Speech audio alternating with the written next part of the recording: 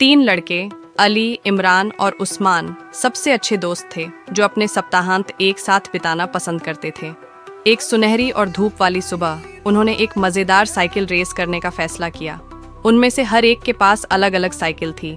अली की साइकिल लाल थी, इमरान की नीली थी और उस्मान की हरी थी। वे सभी स्टार्टिंग लाइन पर एकत्र हुए। उनके चेहरों पर उत्साह और ऊर्जा की झलक थी। तैयार रहो, सेट हो जाओ, गो! इमरान ने चिल्लाया और रेस शुरू हो गई।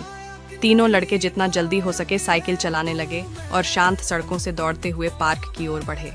उनकी हंसी हवा में गूंज रही थी जैसे ही वे घरों और पेड़ों के पास से गुजर रहे थे। अली अपनी लाल साइकिल के साथ आगे बढ़ रहा था, लेकिन इमरान और उस्मान पीछे नहीं थे। उनकी साइकिलों की आवाज़ सड़क पर गूंज रही थी, जो उनके कानों में संगीत जैसा लग रहा था। वे सड़कों से गुजरते हुए, बगीचों और पार्कों को पार करते हुए अपने पसंदीदा स्थान, अपने मोहल्ले के पास के बड़े हरे पार्क में पहुंचने के लिए उत्साहित थे।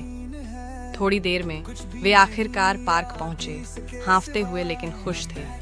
उन्होंने अपनी साइकिलें बड़े से पेड़ के नीचे खड़ी की और नरम घास पर बैठकर थोड़ी देर आराम किया। सूरज तेज चमक रहा था और मौसम एक मज़ेदार दिन बिताने के लिए बिल्कुल सही था। अब क्या करें? उस्मान ने पूछा। उसकी आंखों में उत्साह था। आओ पतंग उड़ाते हैं, अली ने कहा। लड़कों को हमेशा पतंग उड़ाना पसंद था और ऐसा दिन था जब वे इस गतिविधि का पूरी तरह से आनंद ले सकते थे। उन्होंने अपनी पतंगें बैग से निकाली और पार्क के मैदान में दौड़ने लगे। हवा इतनी तेज थी कि उनके रंग बिरंगे पतंगें आसमान में ऊंची उड़ने लगी।